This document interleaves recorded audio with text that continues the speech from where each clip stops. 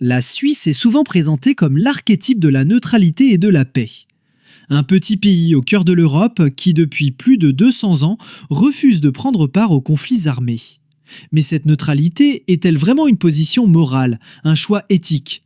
Ou plutôt un artifice politique, un équilibre subtil entre pragmatisme, intérêts économiques et enjeux géostratégiques ?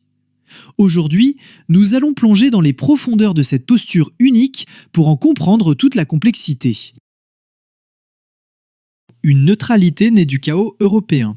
La neutralité suisse trouve son origine dans le chaos des guerres napoléoniennes. Après des décennies de conflits sanglants, les grandes puissances européennes ont décidé en 1815, lors du congrès de Vienne, de reconnaître officiellement la neutralité permanente de la Suisse. Ce choix n'était pas uniquement un hommage à la paix, mais un calcul stratégique pour créer un tampon entre les empires rivaux. La Suisse est alors devenue une sorte de zone démilitarisée, un espace de stabilité dans un continent en ébullition. Le double visage de la neutralité pendant les guerres mondiales. Pendant la Première Guerre mondiale, la Suisse est restée neutre, évitant ainsi les destructions massives. Mais cette neutralité a aussi été ambiguë. La Suisse a servi de centre de communication diplomatique, un refuge pour certains exilés, mais aussi un lieu où transitaient des fonds financiers douteux.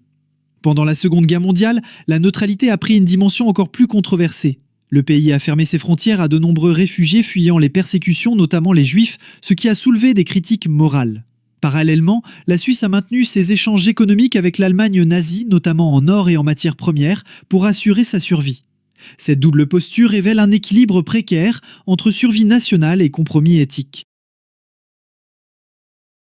La neutralité comme levier diplomatique et économique. Aujourd'hui, la neutralité suisse est un pilier fondamental de sa politique étrangère, mais elle n'est pas synonyme d'isolement. Au contraire, la Suisse est un acteur actif sur la scène internationale. Elle accueille des organisations majeures comme l'ONU à Genève ou la Croix-Rouge, jouant souvent le rôle de médiateur discret. La neutralité offre un terrain neutre propice au dialogue entre parties adverses. Sur le plan économique, la Suisse tire un avantage considérable de cette image de stabilité et de sécurité. Son secteur bancaire attire capitaux et investisseurs du monde entier, parfois au prix de controverses sur la transparence. Par ailleurs, la neutralité suisse lui permet de nouer des relations commerciales avec des pays aux intérêts opposés, sans être accusé de partialité. Paradoxe et critique. Pourtant, la neutralité suisse n'échappe pas aux critiques. Certains y voient une posture trop prudente qui se traduit parfois par un silence gênant face à des crises humanitaires ou des violations des droits humains. D'autres dénoncent un camouflage derrière lequel se cacheraient des intérêts économiques et financiers au détriment des valeurs affichées. De plus, la neutralité suisse est parfois mise à l'épreuve par les alliances internationales et les pressions politiques, notamment avec l'Union européenne ou l'OTAN. La question se pose. La neutralité est-elle un principe immuable ou un concept flexible adapté aux réalités géopolitiques changeantes ?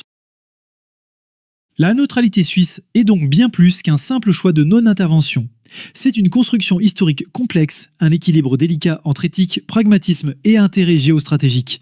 Elle a permis à la Suisse de préserver sa sécurité, sa prospérité et de jouer un rôle particulier dans un monde souvent divisé. Mais cette posture n'est pas sans tension ni contradiction et son avenir dépendra de la capacité de la Suisse à s'adapter aux nouveaux défis internationaux. Alors, derrière l'image paisible de la Suisse, quelle réalité percevez-vous ? Une neutralité sincère ou une stratégie maîtrisée ? Partagez votre avis en commentaire et n'oubliez pas de vous abonner pour explorer ensemble les grandes questions de la géopolitique mondiale.